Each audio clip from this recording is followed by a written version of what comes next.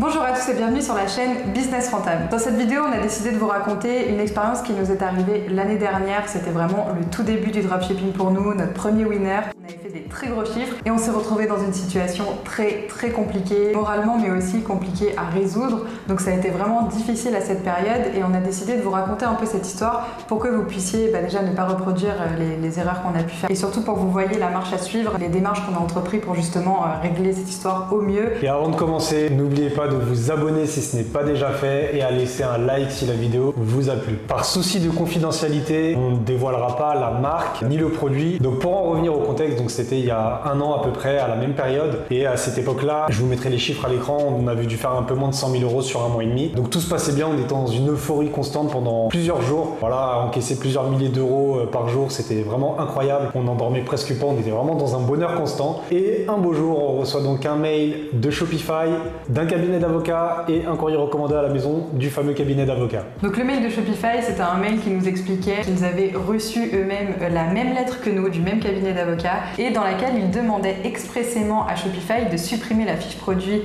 de notre winner justement. Notre produit leur posait problème parce qu'ils avaient déposé un brevet sur ce produit. Ce qui est étonnant, c'est que ça nous est déjà arrivé 1 ou 2 mois avant. On avait pris une vidéo comme ça qui passait sur internet pour faire de la publicité sur notre produit et la personne qui détenait les droits de cette vidéo avait contacté Shopify de la même manière en leur demandant de supprimer la page produit. Avant de nous prévenir, ils avaient supprimé, ils avaient vu de même que oui, effectivement, la vidéo qu'on avait sur notre site, c'était en fait lui qui en détenait les droits. Et ça, c'est un truc que vous pouvez faire. Vous pouvez, si vous avez un concurrent qui a une boutique sur Shopify, vous pouvez éventuellement contacter Shopify avec des preuves en leur montrant que justement, vous aviez créé vos textes avant, vos images avant, et donc vous demandez à Shopify de supprimer la fiche produit de votre concurrent et ça peut fonctionner. Et donc Shopify n'a pas supprimé notre fiche produit parce qu'eux-mêmes étaient incapables de savoir si oui ou non notre produit portait vraiment atteinte légalement, en tout cas à la marque. Il faut savoir que donc cette marque, c'est une marque du CAC 40. Donc je peux vous dire, quand vous êtes dans un état un peu euphorique, dans un petit appartement de 40 mètres carrés et qu'il y a une des 40 plus grosses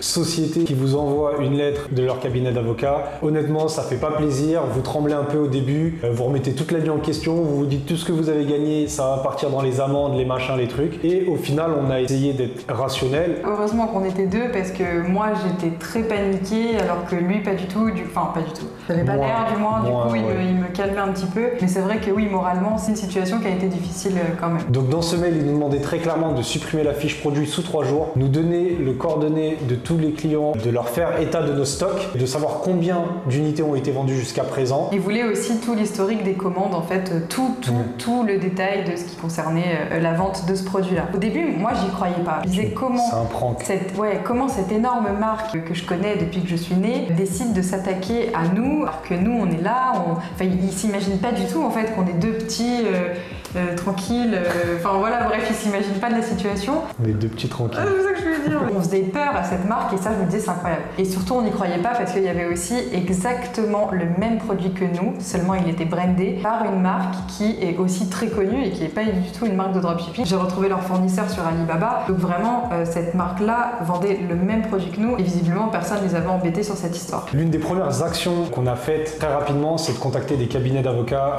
spécialisés dans la propriété intellectuelle. Voilà, exactement. On a contacté l'INPI. D'ailleurs, je vous conseille de vérifier sur l'INPI directement en fait si il y a des brevets qui existent par rapport à ce que vous vendez. Vous pouvez voir également par rapport au nom de marque que vous voulez déposer, un nom de domaine. Voilà, si vous avez la phonétique qui ressemble à une marque, elle peut vous attaquer, etc. Enfin, c'est tout un bordel. Donc, il faut vraiment se renseigner pour essayer de faire le moins d'erreurs possible. Donc, nous, on a contacté plusieurs cabinets d'avocats. Je crois qu'on en a contacté 4. On a appelé autant de cabinets d'avocats parce qu'aucun ne savait nous répondre vraiment sur le fait de savoir s'ils avaient raison ou non de nous attaquer. Ils ne savaient pas, ils disaient simplement il existe tel brevet qui a été déposé, ça c'est vrai, c'est avéré, ils pouvaient tous nous le dire. Mais en fait, pour vraiment définir si un produit est une contrefaçon au niveau de la technologie, donc il faut faire intervenir un expert qui va venir décortiquer les deux produits, analyser même jusqu'au circuit électrique pour définir si oui ou non là il y a vraiment contrefaçon de brevet avéré, etc. Donc personne ne savait nous dire si on avait le droit ou non de le vendre, mais surtout ils nous disaient tous si vous voulez ne pas prendre de risque, on parle quand même de telle marque, donc ils ont des moyens, ils ont tous les moyens qu'ils veulent. Pour ne pas prendre de risque, vous devriez arrêter de vendre ce produit, supprimer votre fiche produit. Donc on était mais dégoûté. Donc clairement, ce qu'on a voulu faire, d'accord, avec les avocats, c'était d'arrêter de commercialiser le produit. Voilà, pas prendre de risques, voir ce qui allait se passer, etc.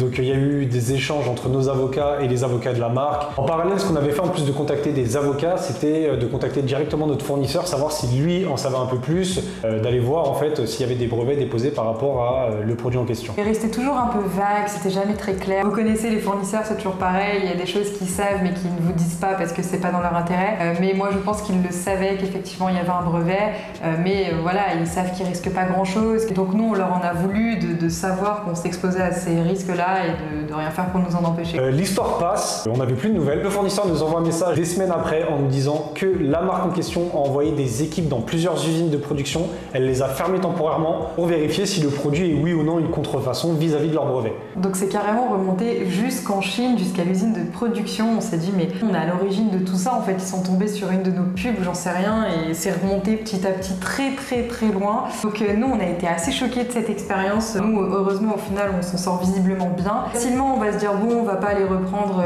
les textes des concurrents ou les images des concurrents. D'ailleurs si vous voulez des images ou des vidéos gratuites, il y a Pexel qui est très bien et qui vous permet d'avoir vraiment des images et des vidéos libres de droit en très bonne qualité. Il faut que vous vous fournissiez sur ce genre de site. Mais là on parle quand même de brevets. On n'a aucune connaissance là-dedans. Même les avocats sont pas tous ultra calés sur ce domaine. Allez vérifier si votre nom de domaine n'est pas un nom de domaine qui a été déposé, vérifiez si votre nom de marque n'est pas déposé, vérifiez si votre produit n'a pas des brevets. Donc voilà, pensez vraiment à vous couvrir un maximum. Lancer des produits, c'est bien, mais il y a quand même des précautions à prendre pour pas s'ajouter des problèmes qui vont venir nous embêter dans le futur et on n'a pas besoin de cela. Donc voilà, c'est la fin de la vidéo. J'espère qu'elle vous a plu. N'oubliez pas de liker et de vous abonner. On vous remercie d'avoir regardé cette vidéo et on vous dit à la prochaine. Ciao. Ciao.